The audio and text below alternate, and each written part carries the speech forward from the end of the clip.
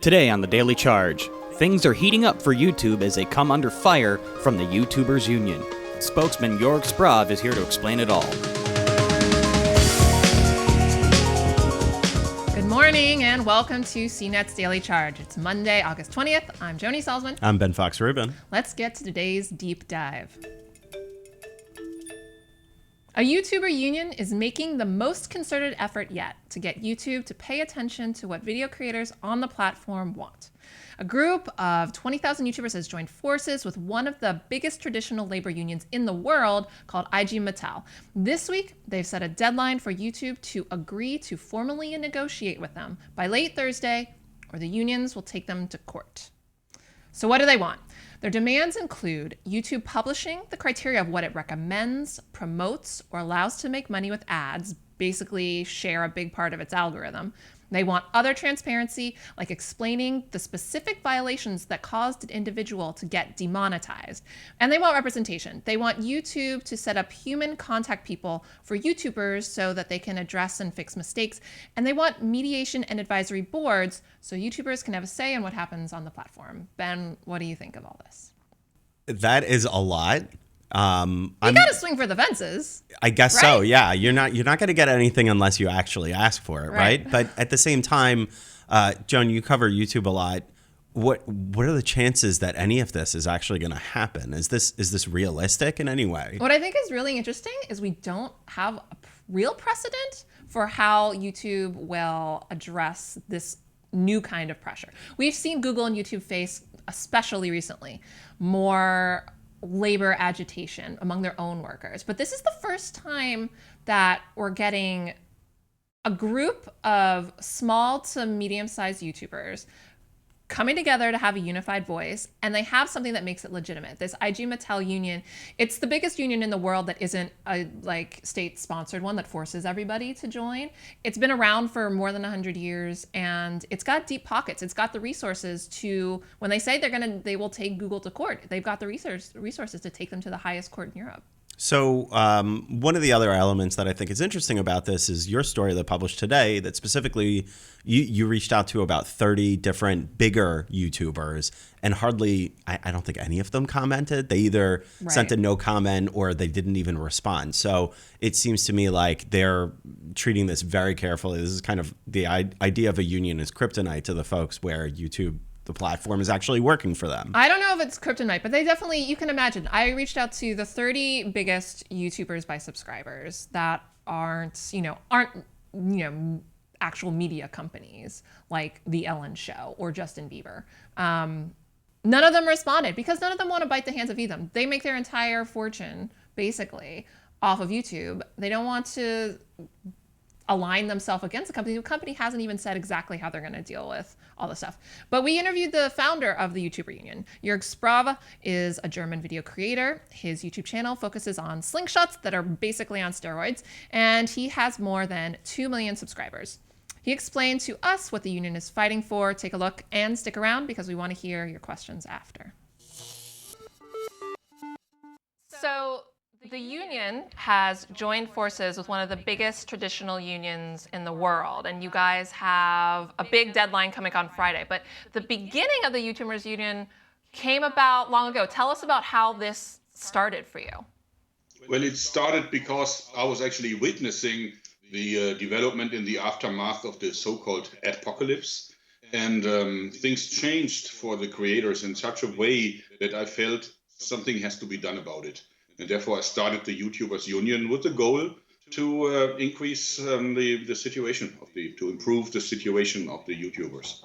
So over the course of the YouTubers Union, you've been advocating for several things: more transparency in how videos are recommended, why they're demonetized, better systems for appealing demonetization. What's happening on Friday? Well, on Friday, this really depends on whether or not YouTube comes back to us. The deadline runs out on Friday, and then we are free to start with our measures. And we actually have 3 different things that we identified and also presented in our original video. This means that we have 2 legal issues that we will follow up on, and then we have what we call storms. And this means that we will get the community into action. We now have over 22,000 members, and we believe that there is a lot of bad PR that can potentially brew up for YouTube should they not talk to us. Let's say we get to your deadline Friday, you don't hear anything from Google. What are these storms that you've referenced before? Well, the storms are actually actions where we will ask our followers to do certain things. I, for strategical reasons, do not want to explain this in detail to you, because otherwise we would lose the element of surprise, and that, of course, cannot be. But it will be things that will be embarrassing for YouTube, and it will also be very entertaining. So we're hoping that this will gather a lot of attention from people and also from the press. So you've joined forces with IG Metall. They're taking point on the legal strategy if Google, depending on how Google responds to your demands. IG Metall is a traditional union and one of the biggest, one of the oldest, but this isn't a traditional unionization push. You're not looking for collective bargaining, right? Can you kind of characterize how this is a new kind of labor movement? Yeah, well, the YouTubers Union really isn't an organization. It is a movement currently organized mostly in a Facebook group, but also we do have a forum and a website. But it doesn't really take any membership fees or something. So you don't get a membership card. You just join our movement, and this means that you're supposed to back up our actions if you like them. So there's no obligations. We're just fighting together. We're standing together in order to change things. Whereas the IG Metall, of course, is a completely conventional union, trade union, with, of course, incredibly structured and incredibly well organized. But also they have a lot of resources, experience, and also political connections. So why does this matter? Because we believe that if we have to fight, or if we fight against a big internet company like YouTube or Google, then you need a certain number of assets. The IG Metall, as I already said, they have the resources, also the money, and they also have the influence, and they have the experience to deal with big companies. But what they do not have is they do not understand the YouTube ecosystem, and they don't have access to the YouTube community. This is two things that the YouTubers Union brings to the table, and I think the combination is really effective. Google and YouTube are global companies. YouTubers are a global community. Why do you think that your efforts, along with IG Metall, will have a global influence and not one that's limited to just Germany or Europe? So the thing is that YouTube has to impose rules that are for everyone on the planet, basically everywhere where at least they can be accessed.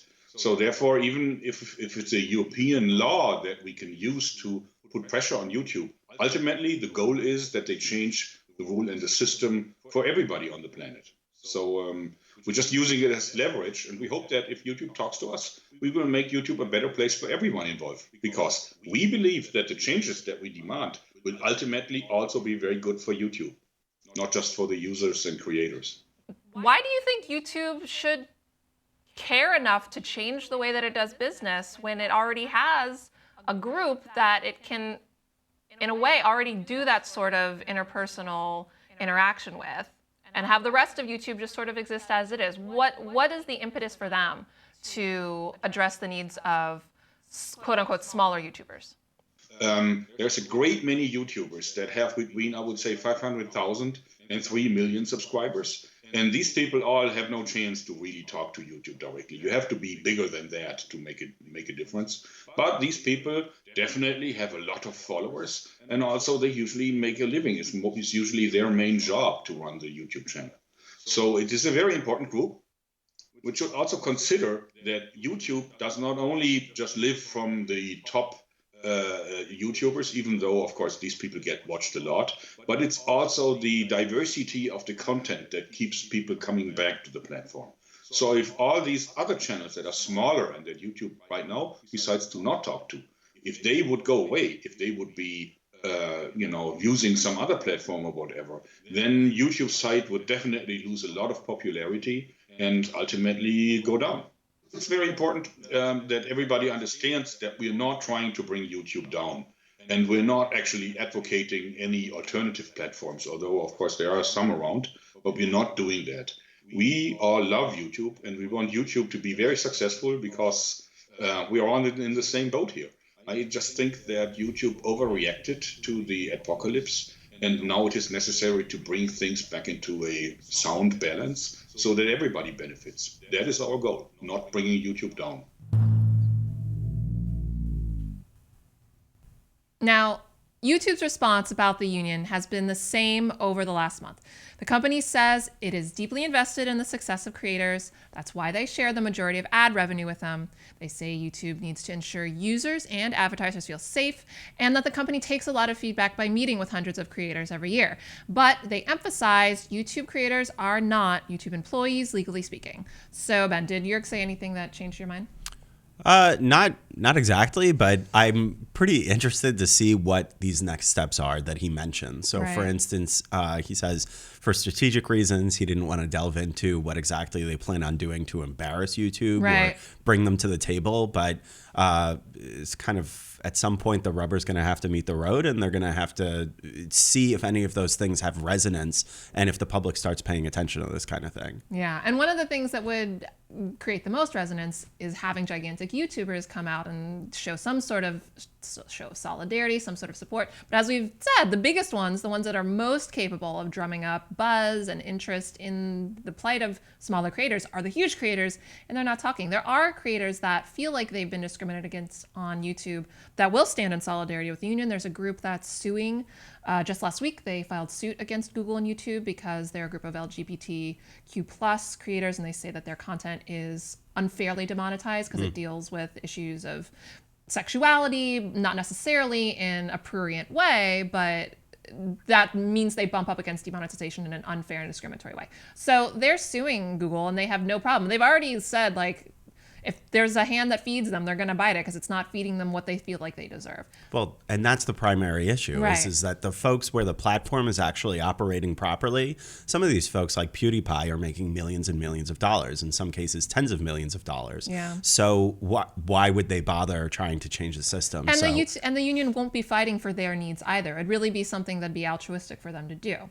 Yeah. So yeah, we'll see what happens as far as, certain actions that they want to do. We have obviously seen Google respond to certain actions, but at the same time, these were huge efforts by their own employees over the course of large pushes, big efforts. So I would probably expect, if they do expect to see any sort of changes, it's probably going to be a long haul for them. I agree. All right, so next up is the part of the show that is really the backbone of what we do here, the Q&A. For the uninitiated, the Daily Charge is heavily fueled by our audience feedback, meaning if there is something you want to know more of, just ask.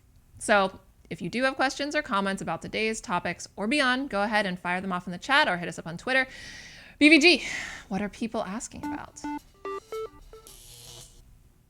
So it's actually kind of quiet today, and I'm wondering if that's actually something algorithmic at play. Perhaps the fact that the topic of the show is kind of bashing YouTube, if YouTube is somewhat burying us. I'm not entirely sure. I'm not a conspiracy theorist, but well, this is unfair. This is one of the things, because everything is intransparent.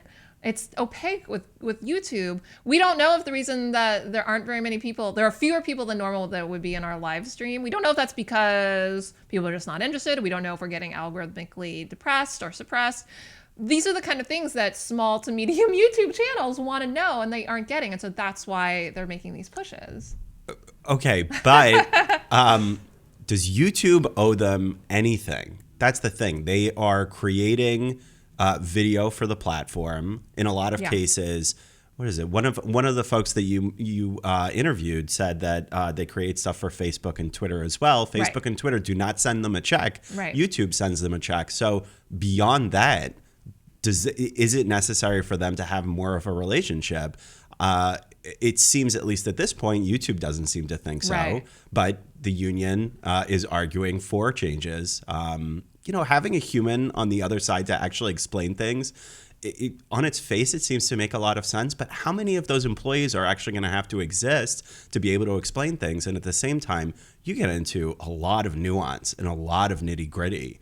And you might have to explain certain things about the algorithm and how it actually operates. And Right. I can really just see how YouTube would have a big problem trying to explain some of those things, Right. especially through a human operator. Right. Well, the situation right now, if the question is, does YouTube owe them anything? It's both yes and no. It depends on how you look at what is the backbone of YouTube. Like YouTube would be nothing without content creators willingly uploading their content. If all of the small to medium ones disappeared and went to another platform, that would mean, YouTube would still have tons of views, but it wouldn't have the diversity of community that it has. Because, part of the thing that makes YouTube is not just that PewDiePie is there. It's that you can also watch composting educational videos. Which is what I do. Which is, the great thing about YouTube and the bad thing about YouTube. There's so much content, it's almost impossible for them to handle what they've created at this scale. And that includes YouTubers' demands. So what YouTubers are saying is that it's gotten to the point where you've addressed user safety, you've addressed brand safety for advertisers, you've put those on the front burner, but you aren't putting us on the front burner. We're gonna make you at least address the possibility that you'll take our needs as seriously as those. I'm certainly curious to see how things move forward with the LGBTQ plus lawsuit, because not having watched any of that content, I am certainly wondering why that would get demonetized or deprioritized. That's why they're suing. They don't know. They feel like it must be something, like their claim is that there's no other explanation than it's just discrimination, that it's a gay thing, as they have been told by somebody at the company when they were on like a service call.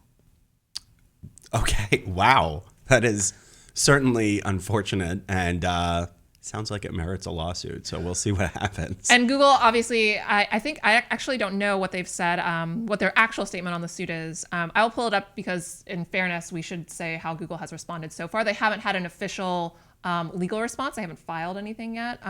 But as Brian, why don't you give us some questions, and I'll make sure that we get that up so we can give their side. Well, update. We have been demonetized. I'm shocked. I'm looking at it right now. Do you think it was because of the bleeping, or do you think it's because of other things? Just There's guess. no way that their algorithm works so fast that it caught the bleeps, and besides, they're bleeps. That's the point. Right. This is because we tagged the show with fairtube. I guarantee it. Whatever. It's a news show. Whatever. That's no, okay. but I think that the issue here is this is the kind of thing that frustrates a lot of YouTubers that aren't on the scale of a PewDiePie or a Fine Brothers, or even a Fine Brothers, which is Sure. smaller. It's like 1/5 the size of that. Right. We don't know. We just don't know why. It is important to mention that obviously we started a new channel and we have under 500 subscribers at this point, but this is not our this is not how we're paying the bills. Like, we're CNET employees, Right. and we don't get paid whether YouTube sends us money or not. Like, that doesn't end up in our bank accounts, which I guess gives us the opportunity to talk about whatever the hell it is that we want to talk about, whether we're demonetized for the day or not. But it is interesting how quickly. I'm glad you brought that up, Ben. But the point at hand is not about the money. This is clearly headhunting on YouTube's part, and that's a form of censorship.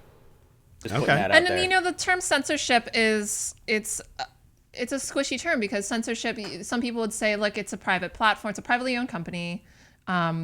It's not a government utility. It's not like you have a right to free speech on YouTube. They are within their rights to algorithmically not recommend or depress anything that they want. But their stated premise is that it's here to be an open forum to the extent that that's safe.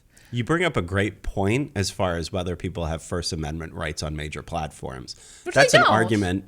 Legally, they don't. That's an argument that's currently being considered, at least, Yeah. as we start to discuss the potential breakup of big tech. So we're talking about Facebook, Google, Amazon, and help me out here. It's not Microsoft.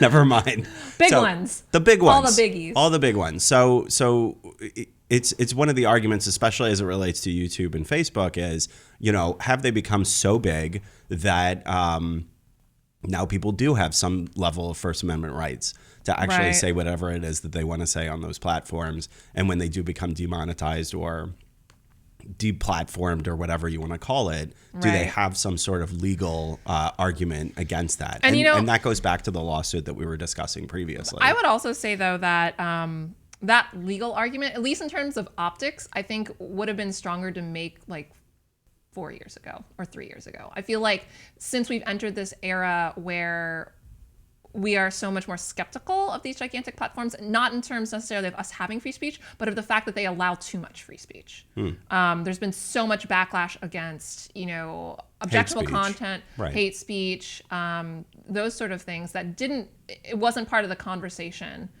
nearly as much 3 years ago, 4 years ago. Right. I remembered what the fourth company is. It's Apple, but Apple really Apple's isn't being different. treated They're not a the social same company. way. Yeah, it's not only different. that, but like a lot of the arguments related to the breakup of big tech related to Apple have a lot to do with how they operate their app store, where they're both a player and a coach. They operate the Right. platform, and they also have apps on the platform. A player and a coach and a ref, actually. Yes. They're everything. More like a player and a referee. Right. Yeah, exactly. They run the platform and they're also on the platform, and therefore there are a lot of considerations as far as whether they are appropriately running things in a fair way for everybody that's involved in that system. Right. So, but yeah, they're certainly from my perspective, they seem to be getting way less heat as it Yeah. relates to this than Facebook seems to be the one that's getting the most attention, but I Yeah. feel like YouTube, there's a lot of free speech consideration there too. And that's why, this is an interesting conversation to discuss as far as what this union is hoping to get out of this. And the fact that Facebook, the entire collection of companies is facing so much pressure on so many fronts, that's another reason why I feel like creators like those that are represented by this union feel like they're not getting their voices heard, because there's not a backlash of people. There'll be a backlash over objectionable content being served to kids on YouTube, kids being exploited on YouTube. There'll be a backlash against hate speech on YouTube to a certain extent, depending on what kind of hate speech it is. There's not really a backlash for people that feel like they're being unfairly demonetized or not getting the due conversation from the platform that they deserve. Well, that's one interesting argument that you mentioned is that in your story, it was kind of like one of the more cynical arguments about the union was, are these smaller and medium-sized players just frustrated that they're not bigger, Yeah. that they aren't some of the more successful players, because like, hey, if you were good at this, maybe you'd be bigger and you wouldn't have to complain so much. I mean, like, that's a pretty tough thing to say to somebody, but at the same time, when you're talking about unionization and starting to bash the platform, you could see that there could be that kind of backlash too. Yeah, and I think so Hank Green and I talked about this in my story about how there's just a lot of things at play here. The reasons why big YouTubers wouldn't be responding. They don't want to bite the hand that feeds them. They have a stake in not, rocking the boat. And also there is an element of not only like if you're just complaining because your channel's not big enough. And the point that he made is that, there's a strain of that maybe in some very large YouTubers thinking, partly because those big YouTubers know the sacrifices they've had to make in order to stay as big as they are. But I think most big YouTubers understand that it's kind of a lottery who gets to be gigantic. It's table stakes that you have to work hard and commit your life to it in order for you to become gigantically, stratospherically successful on YouTube. But some of it's just luck.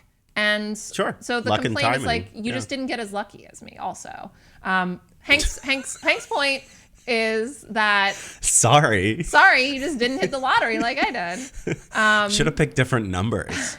Why aren't you smarter Hank's point about is doing that that? it's true that there's that vein possibly in some large YouTubers thinking, but it's also important that they realize that that's not the only thing going on here, that there are some legitimate concerns for these small to medium sized. It's a great point, though. I really appreciate that argument, because it's, there are a lot of things that really involve luck. And when you look at kind of the opacity of the YouTube algorithm, along with a lot of other algorithms that exist online, that's an addition. You're layering on top of that just like the life lottery Was your timing right? Did you hit the right audience? That kind of stuff too. So those two elements can obviously bake in a lot of uncertainty as far as whether you're a huge channel or not. For the guy that's really pushing the this union, I wouldn't have expected somebody that builds, I don't know, souped up slingshots to have 2 million subscribers. So at least to me, that sounds like a lot, but I don't know. It is a lot. Maybe 2 million people is a lot, and even less than that is a lot. It just depends on if you're trying to make it your livelihood.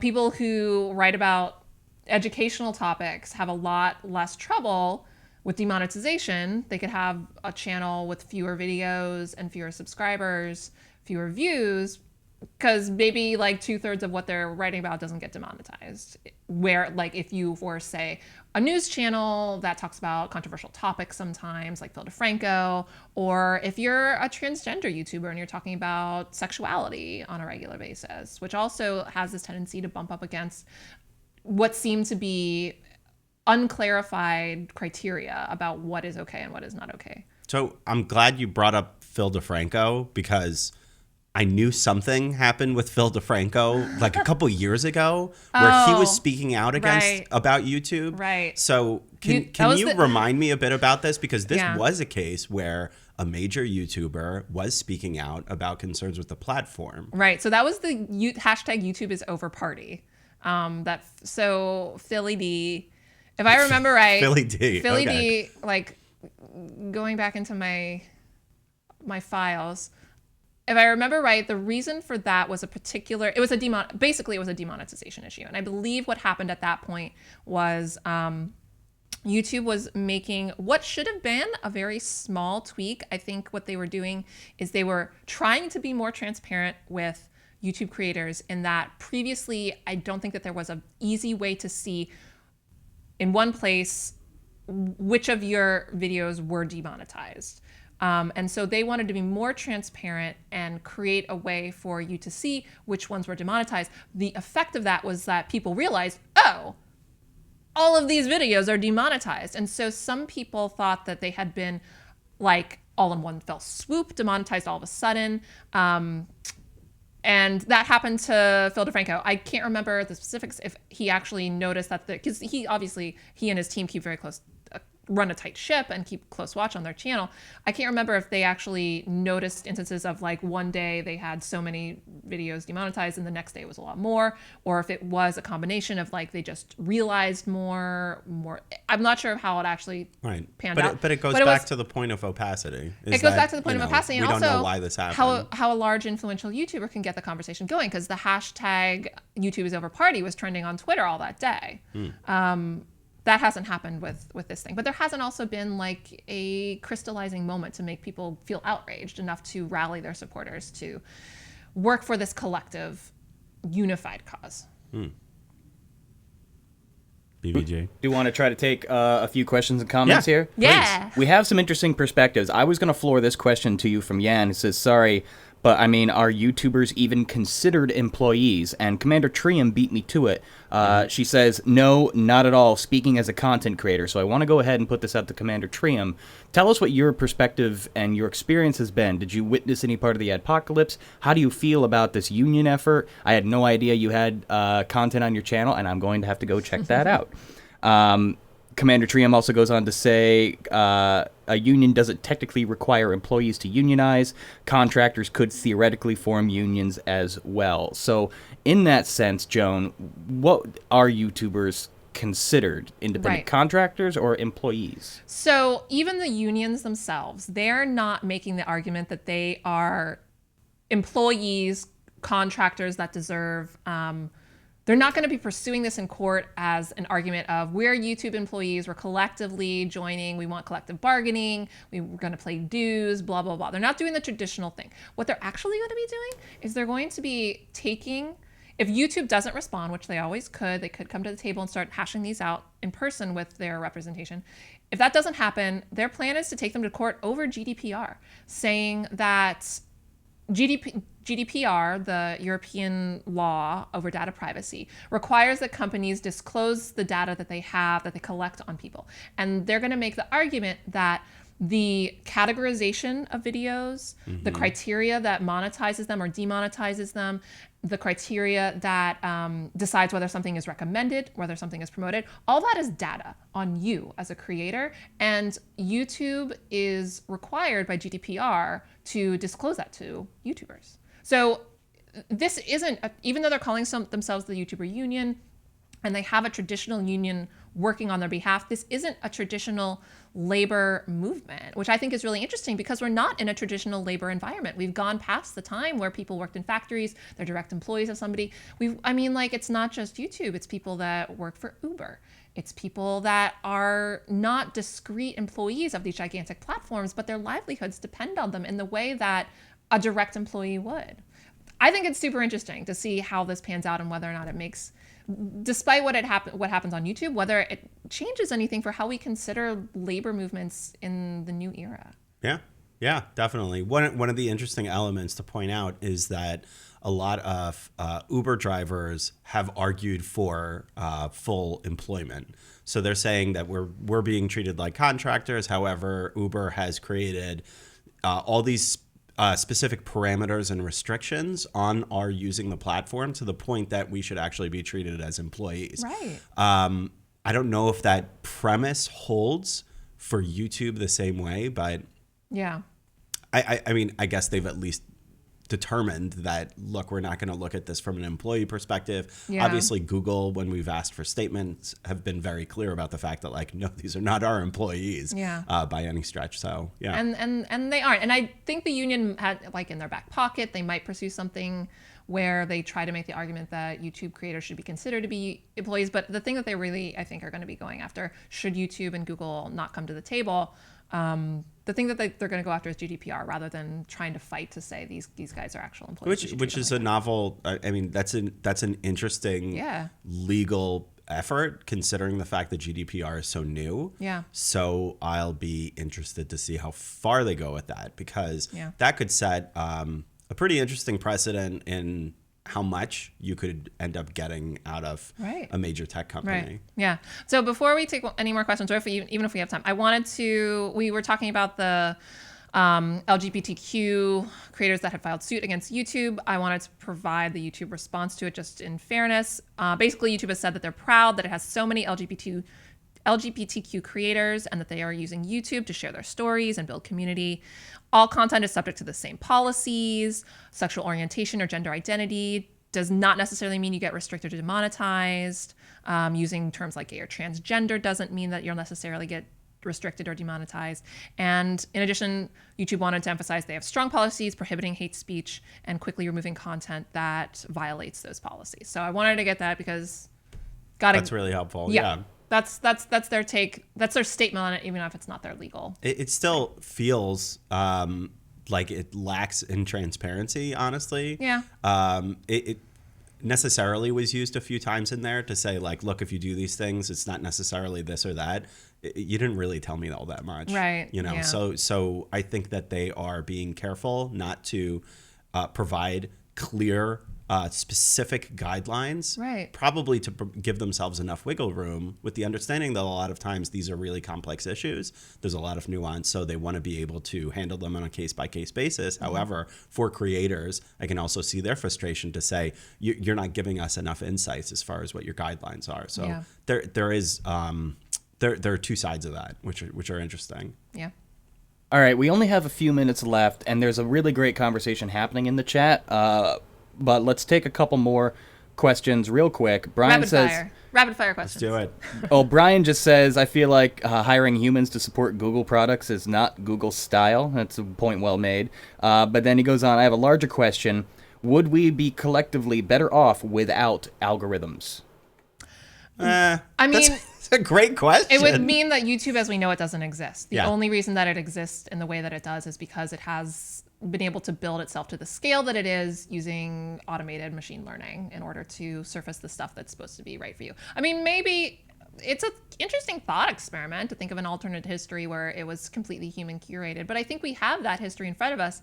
It's not entirely human curated, but Vimeo, you know, it's out there. It's still, you can still upload things there, and it's much more focused on human curation, editorial curation of videos rather than the algorithmic way to go. You know, Vimeo wasn't acquired by Google. It was acquired by another like media-focused company, not a tech-focused company. So you can kind of imagine what YouTube would look like if it focused on human curation, and that might be Vimeo. Yeah, and there's also a lot of, like, there are huge chunks of the internet that function solely because algorithms exist, and there's so much automation that's possible. Almost all the major tech firms at this point farm out a lot of their needs because there's so much data and there's so much information and there's so many users that they need those algorithms to actually be able to provide some of the basic operating parts of their services. Yeah. Theus asks, do we know if YouTubers Union will go after the flagging program so UMG can't flag all the videos and be judging it as if they're not under fair use? Well, that's one of the things that they're having. Flagging can be either for takedowns or for demonetization. And that's exactly the kind of stuff they want more transparency about, because if you do, YouTube just had this, they made a change to their manual copyright takedown system just last week because they noticed a trend of people being people that own the rights to songs being very aggressive about asking for demonetization, basically taking the monetization of a video because like a car was passing by in the video and it played like a tiny snippet of the song. Interesting. So they changed the system. We don't know yet if it's going to actually be helpful for the rights holders of music or if it's going to be better for the creators. We don't know how it's going to pan out.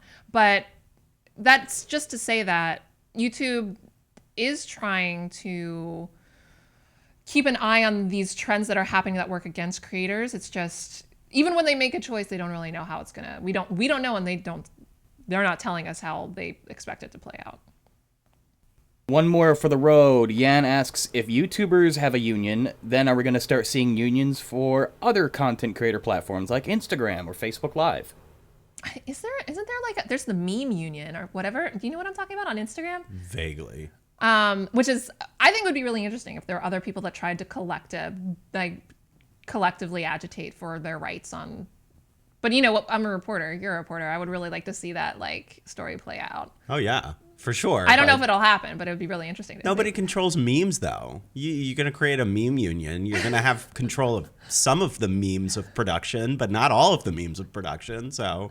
What are you gonna do? I don't know. Get mad at me because I created a meme that's not a union meme? No, I don't know. But I think there is, right? There's like an Instagram meme. I'll have to look into it. Yeah. Yeah.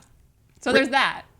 Really quick, Michael Brown brings up YouTube Red. Would that have been a viable option to mitigate some of these troubles if they kind of centralized and focused the content creation into something a little more legitimate instead of just the Wild West that it is? Right. So I'm really glad you brought up YouTube Red, because that's one of the things that these small to medium creators not necessarily are angry about, but it kind of speaks to one of their primary complaints, which is that YouTube Red was YouTube's original content push. And the only people that they sprinkled all these big buku dollars on were people that were already gigantic on YouTube, or they were mainstream stars like Kevin Hart.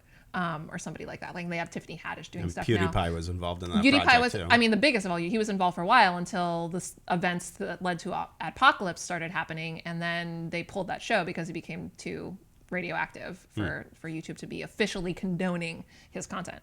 But that's the small to medium sized YouTubers that are kind of advocating or being advocated for by this union would say that if YouTube Red, which doesn't actually exist anymore, were a solution to the problem, that's not how YouTube was trying to use it. They were using it as a way to get people to pay YouTube direct money by leveraging the biggest stars they already could get. Yeah. Basically, I understand their argument that they're basically saying you're taking the haves and you're making them the have-mores. Right. And why aren't you helping us out? You know? So, that's pretty interesting. But then again, YouTube Red, even with all their big stars, didn't end up working out. Is that right? No, it doesn't really exist anymore. It was, they had one hit, Cobra Kai. It was the Karate Kid reboot. That was a pseudo hit. Is that now on Crackle? No, it's still on YouTube. And actually, it'll be free next month. You don't have to watch it behind a paywall anymore. They're going to bring it out behind the paywall. Cool. So, Hey. Closing thoughts from Commander Trium. I think legal tests are probably the only vehicle to remedy this situation. Even more, probably legislation from the government, although one would expect some caution here. Well said, well thought. This has been a dense show. Thank you, Joan, for bringing this to the table. It was really fun to have Jorg on. He's an interesting guy. I definitely enjoy his channel, too. I never thought I'd be so fascinated in Gatling slingshots, but I am. So that's what I'll be doing the rest of the afternoon while I don't collect a revenue check from YouTube. Joan, go ahead and send us on out. Thanks again for joining us. Just as a reminder, we stream live here on YouTube, Periscope, or at cnet.com/dailycharge weekday mornings at 11:15 a.m. Eastern. If you are enjoying the show, go ahead and like, comment, subscribe, and ring the bell so you can join us every morning. For the Daily Charge, I'm Joni Saltman. I'm Ben Fox Rubin. Thanks for watching.